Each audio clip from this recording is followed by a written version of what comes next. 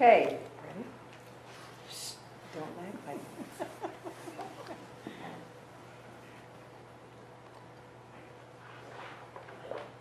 I will go ahead and sign for myself, and we have three interpreters that will voice for me. So I think we'll go ahead and go. If you have any questions, just raise your hand and stop, and I'll be happy to answer them.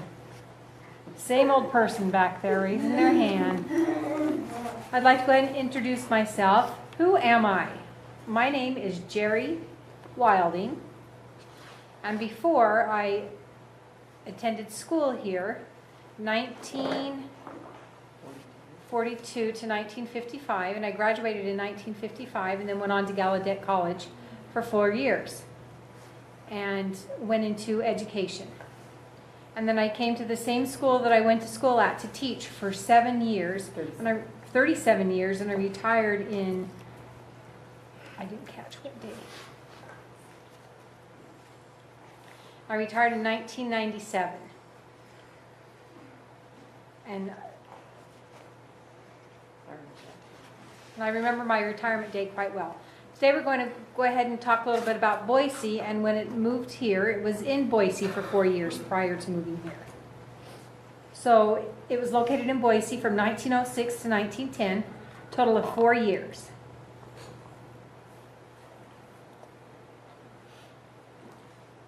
A little awkward here. I'm really inept or struggle with the technology. Finally, we have the next slide.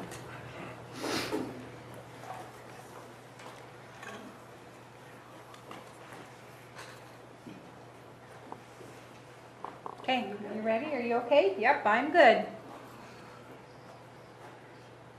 This picture, Bill's going to turn off the lights, see if that will help. Be able to see it better? Off or on? Which? This or the other way? This is a very old picture. This is the first deaf school in Boise, and it was set up in 1886. And it was for a public school for boys, and there was about 200 boys.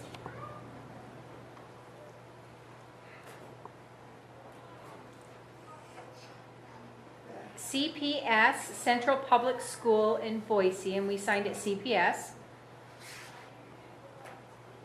And it was on the east side. And you know where the government building is, the Capitol, where that's set up? This was there prior to the Capitol. And then the Capitol was later built on that land. Or right next to it. This was, then we added girls. And we don't know why it was boys, and then later girls were able to join. And this was in the southwest corner. And see all the different levels in the building.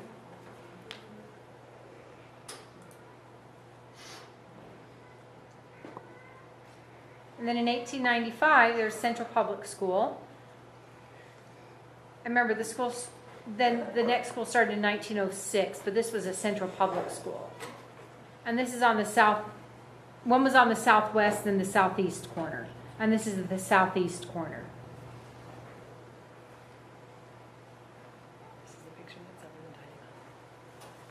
This is the same picture that you see in the dining hall here.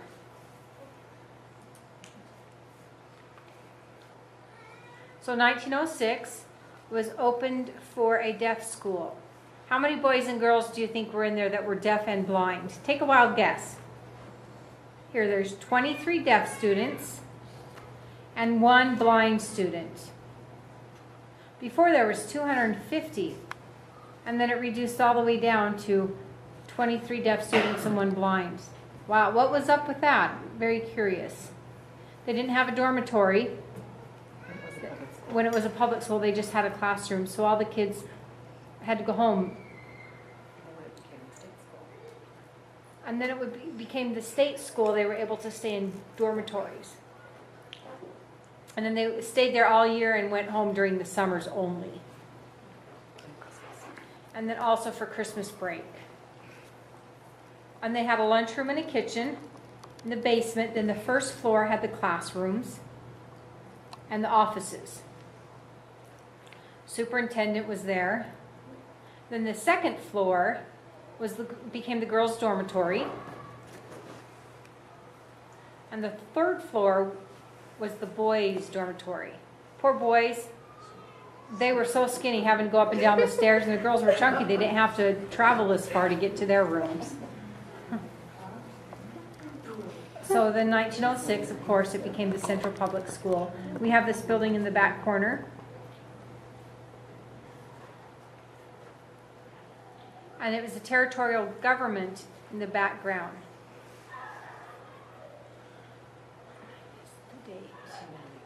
And then in 1890, it became a state. So we have the government building right center. And then later the other two buildings were on each side. So we had one blind student named Orville Casey. Orville Casey. You know that long building? That's called the long section here at the high school hallway. That is the Casey hallway. The man was blind, Orville Casey, and he came to school here, and they named that after him because he was the first blind student, the very first. And then as years went on, more and more came to school and moved here.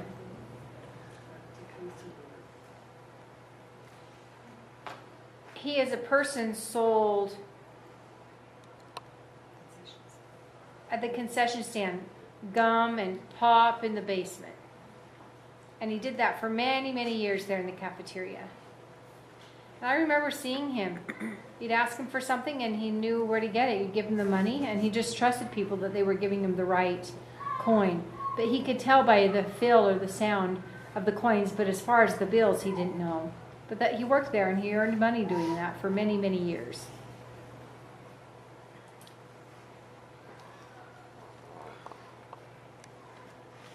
Inside the Central Public School at Boise, this is the only picture, and that is the dining hall.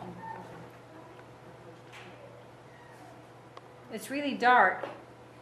It may be hard to see, but it's all wood walls and wood floor.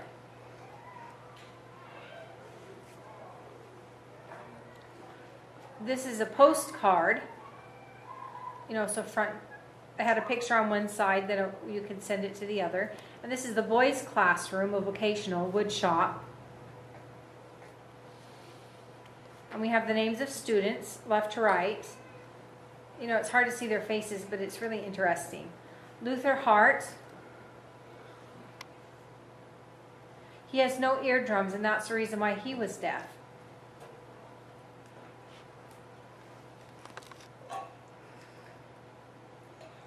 It's really interesting. Some people have no eardrums. And then we have Alexander June Nash, and that's the third person, and I met him personally. And he is 6'3", and his home is in south of Pocatello at McCammon. And he's a writer, an author, and also a baseball player in that area, and did a lot of public championships or games. A very nice man, and he gave me a lot of pictures of the school to be put in the museum. And we also have Clifford Thompson, which is next to the last. If you look at the graduation pictures, you'll see him, Clifford Thompson. And he graduated here in 1911 from, it was in Boise, and then moved here in 1910. And 1911 graduated, and he went on to Gallaudet College as well. And graduated from there in 1916.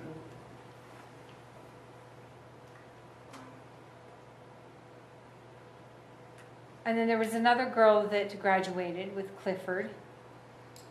And then a girl. It said Clifford Thompson and then a girl. And I looked everything I could to get his name, and her name was Annie Macy. So we'll show the next picture. So this picture's from Boise in 1908. 1907, 1908. Then what happened next? There was a large fire. See the government building right here next to it?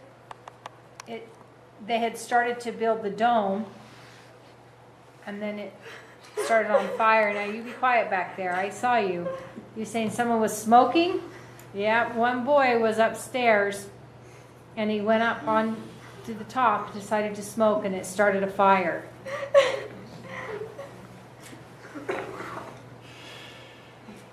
Oh, I forgot to show you something. Let's see if I can go back. How do I go back, you guys? How would I go back and find the next slide? No, it's not a smart board. Oh, whoops, my bad. Okay, darn. I forgot how to do it. Leave me alone. Anyway.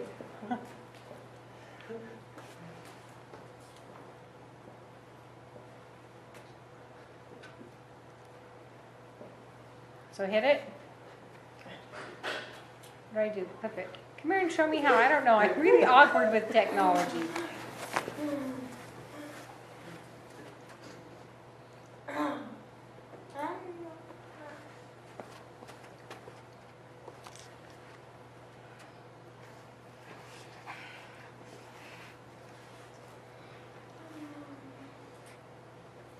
There we go. Right there. See this building to the right?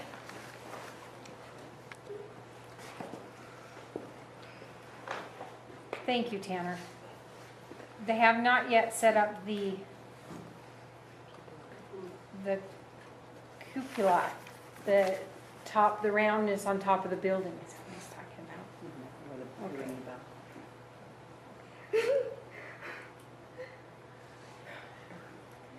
Help me now. Okay. We kept going back. We need to go forward. Now what do I push? Do I hit that again? Enter? I'm an old boy.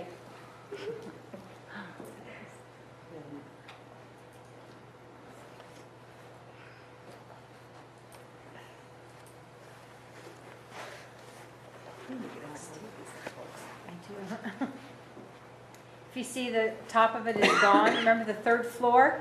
Oh, how it had the top where the, I don't know what he's talking about, with the bell tower. The bell tower is burnt.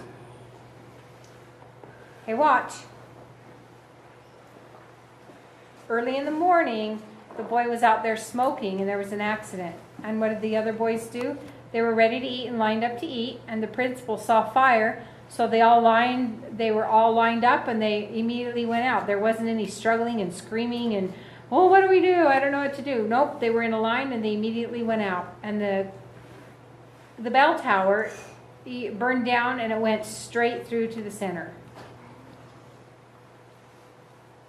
So 10 years.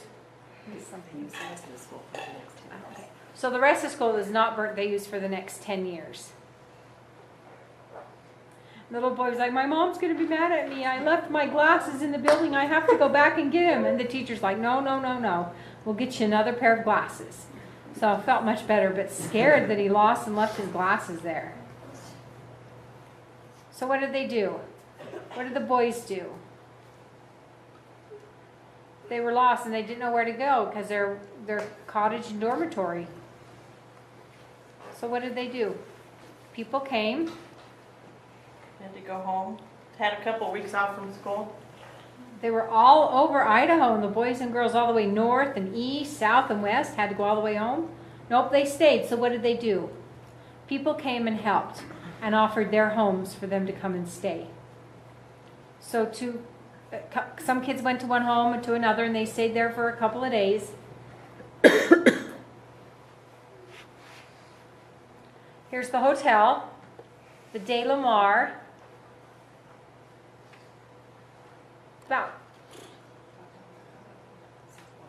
It was just right close to it, 6 blocks from it. And it was a very nice, fancy hotel. And they used that for 2 years, 1908 to 1910, for the dormitory, For the school. for the school. They have. And they Hot have water. like hot water for bathing.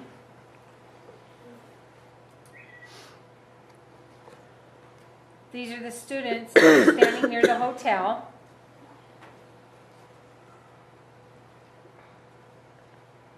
Alexander, the big tall guy. Oh, okay, that's Alexander, the tall guy, and he went to school there in Boise and then came here, and in 1913 he went on. And we have the teacher, and it was a deaf teacher, the lady. I think that's what he's called. Then we have this man that's the first graduate, Clifford Thompson.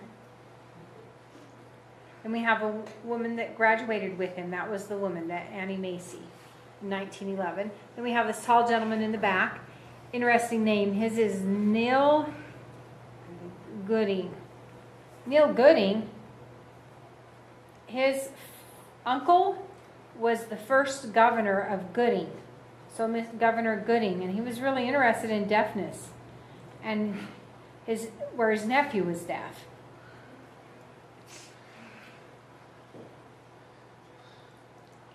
And his grandson still lives here in town now.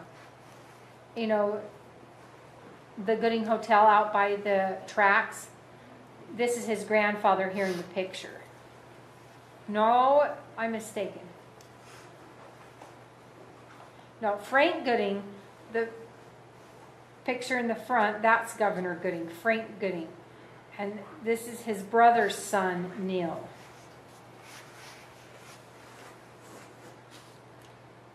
Any questions so far? Okay, that's fine. And we have one, as you can see, the students here.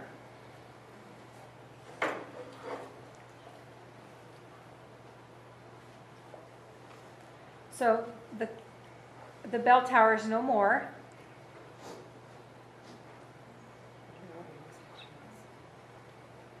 So we have this picture here. You guys can come up and see it later and see what's in the picture.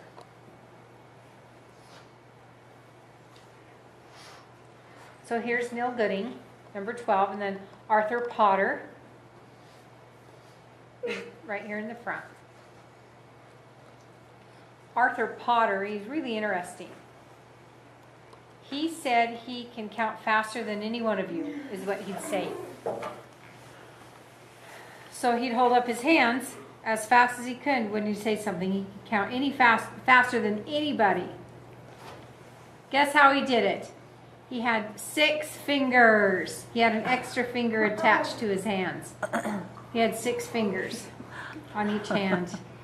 So he could count to 12 faster than anybody else could, because he could just hold up both of his hands and there'd be 12. Taisha's got it. Why did that boy smoke and make the school burn down? Because he was an ornery little boy. Yeah, because he was stupid. That's right. That was terrible. You know, I don't know. I don't know. There's always someone who's sneaky. Yeah, it's fine. I didn't know how to 1, 2, 3, 4, 5, 6. He had that extra digit, so I don't know how he could count with his hands.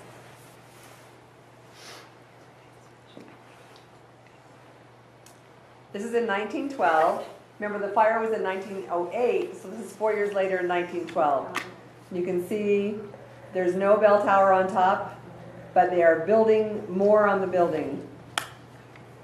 And it was the same until 1919. In 1919, they added the east and west wings of where the governor's office is now. And that the governor's office now is where the School for the Deaf used to be. 1912. I have another picture from 1919, but I couldn't find that picture in Boise. I'll find it someday. I'll keep looking. Any questions? Any questions? Okay. question here? Stand up.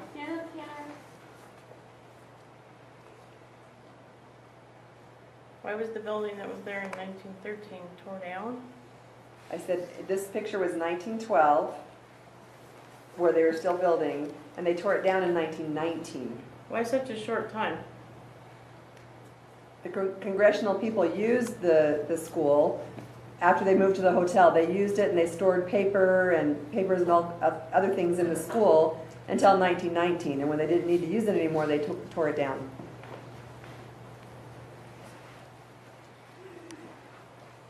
This is the second CPS, Central Public School, the second one. You notice it looks a little different up on top. Before it had a rounded cupola. This is the second one, and this is where Boise High School is right now. Do you know, how many of you live in Boise?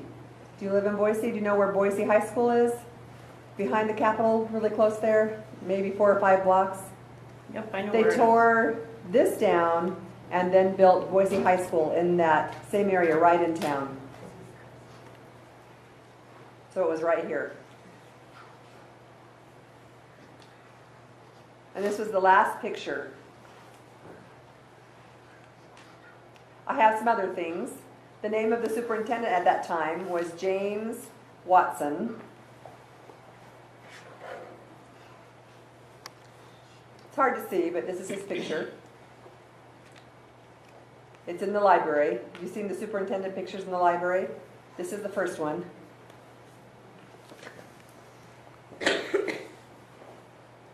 Who's the first superintendent? Very first one. Yes. He was the first superintendent of the Idaho School for the Deaf and also the first superintendent of the Washington School for the Deaf. He was superintendent in Washington for 18 or 19 years. And then he taught for many years. Altogether, he taught for 45 years. But he was superintendent in the Washington School for the Deaf for 18 years, moved to Idaho, and was here for 2 years as a superintendent. He was getting old. His wife was a teacher and a cook and a nurse. His wife did lots of things. Very busy.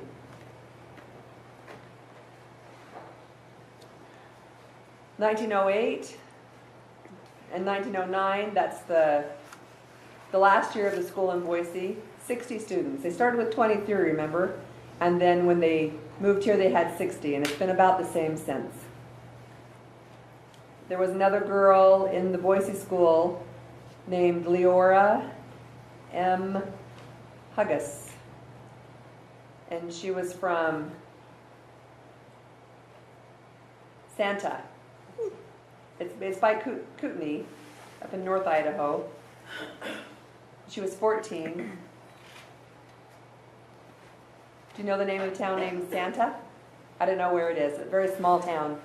But she was from Santa, and she was 15, and she passed the Gallaudet entrance exam. I don't know if she ever went or not.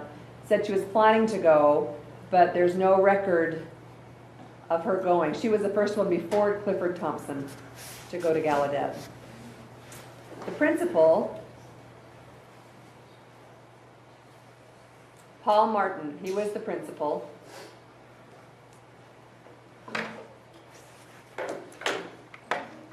He was the one that led the line out during the fire. They were all lined up for breakfast, and he led them out. And then after he was principal, he became superintendent. He was the second superintendent.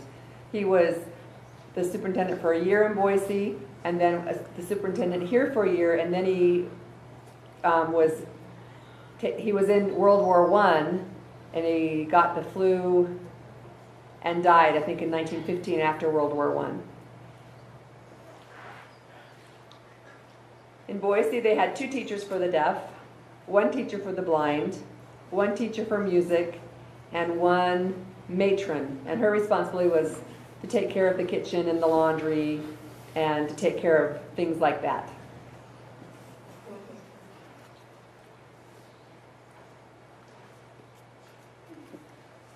Okay.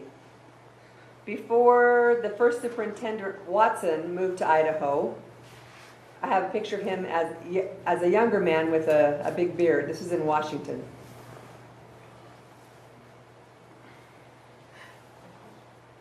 He was a younger man, and then when he worked here, he was older.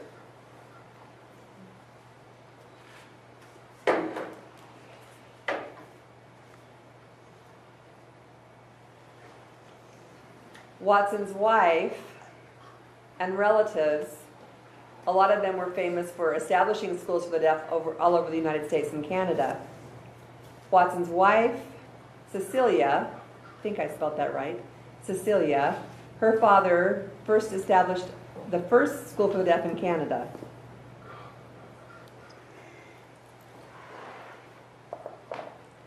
Hang on a sec. Watson's daughter married Edward Tillingham, Tillinghat, president of the Oregon, or superintendent of the Oregon school. And then they went to Missouri, and he was the superintendent of the Missouri School for the Deaf. So they were in Minnesota, Arizona, very famous for working with, or working at schools for the deaf.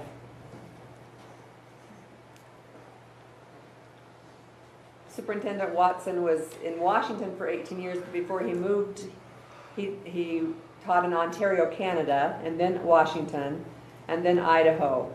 And the principal, Paul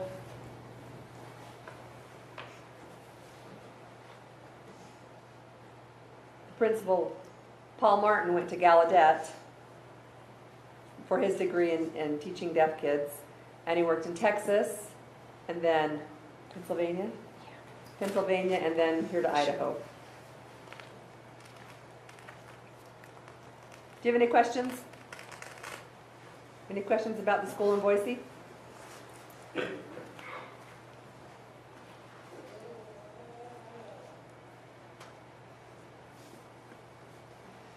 And I would like to know whose name.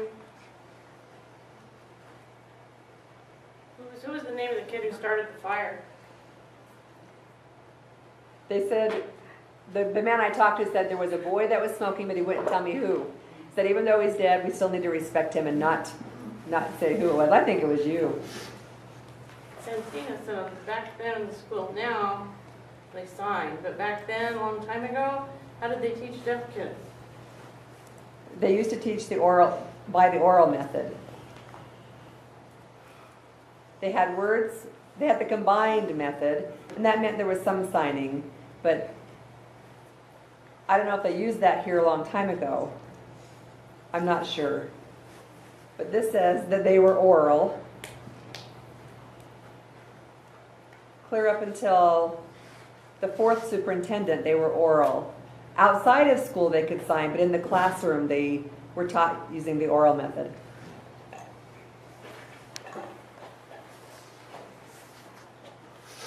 I remember when I started school here in 1969 and I first learned cued speech. How long did cued speech go on? Or how long did they teach that? Do you know about cued speech? It's where you use hand signals along with. And then I think 1970 they started total communication. And then from then on it was signing. But I remember cued speech when I first started. I have 9 deaf children. Did you know that? I have 9 deaf children. And the first few learned cued speech. They would use their mouth for words and then also the hand signals. Curious, why so long ago did they do that? To the oral. Why did they do oral?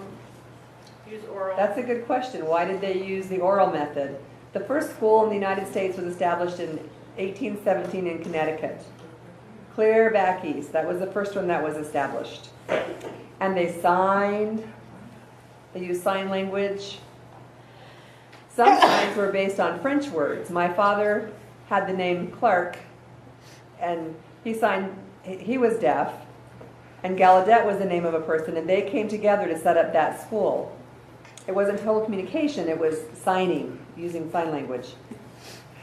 In 1817, from 1817 to 1880s, they had a meeting in Italy, a big convention, and people from all over the world came, and they said we need to support oralism. And the United States sent 2 people to that convention, and they said, no, we sign, it's better. But everybody else said, no, we're going to do oralism. And so most of them were oral. And when they came to the United States, that spread. Everybody wanted to use the oral method. Idaho in 1906, it was influenced by that oral method, and it was here for a long time. Now things have changed. They've investigated what works better, but some people, still go to school and are taught by the oral method. Here, the oral method was used mostly in the classrooms, but outside of class you could sign. That was good, I guess. Any other questions? We have 3 minutes? We have 3 minutes left. Okay, I'm going to have a breakdown now. I'm done. Okay, we have time for you to come up and look at pictures. I have the superintendent pictures. Some of the same pictures for my PowerPoint I have on the table. You can come look at those. And this one, it's a ledger. It's a very old ledger. It was written in Boise, and they brought it when they moved from Boise. The business manager, the guy who collected the money and paid all the bills, the electrical bill, paid the teachers' salaries, he kept records in this ledger. So you can look down here, and Alexander June Nash, his name is in here. He was the assistant fireman. He was responsible to watch for fires, and his name is here. We had a deaf teacher, signed Talbert, T on the chin. He graduated from Gallaudet in 1911 and moved here. First deaf teacher. And he was deaf, but he had to teach the oral method. They caught him signing to students, and he was fired, lost his job for signing to students. Why was he fired? Because he signed. That's awful. Yeah. He became a farmer in a town, out of town 3 or 4 miles here, and he stayed here until he died. I met him, I knew him for several years. Very nice man. With his wife. His wife graduated in 1912. He graduated in 1911. She came here from Colorado in 1911. Talbert came here from Missouri, and they both met at Gallaudet, and then both came here until they died in 1961, 62, 63, somewhere in there, after I started teaching. Very nice people. Okay, time's up. Thank you. Hope you enjoyed it. Next month, I will talk about Frank Gooding, the governor, and his history. Very interesting life history. Okay,